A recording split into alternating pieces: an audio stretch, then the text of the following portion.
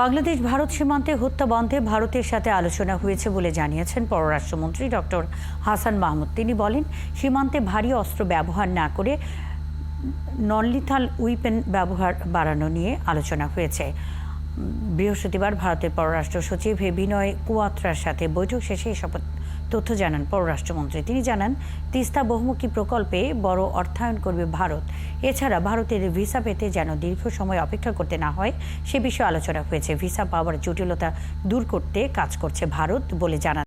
এছাড়া ভারতের নির্বাচন শেষ হলে প্রধানমন্ত্রী শেখ হাসিনা দেশটি সফরে যাবেন বলে জানিয়েছেন পররাষ্ট্রমন্ত্রী ডক্টর হাসান মাহমুদ।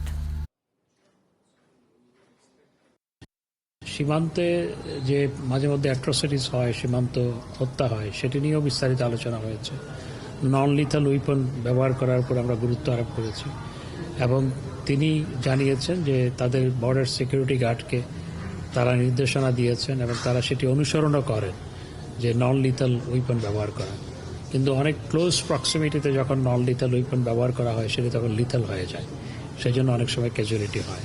তো এই বিষয়টিও তাদের আন্তরিকতার কোনো অভাব নেই।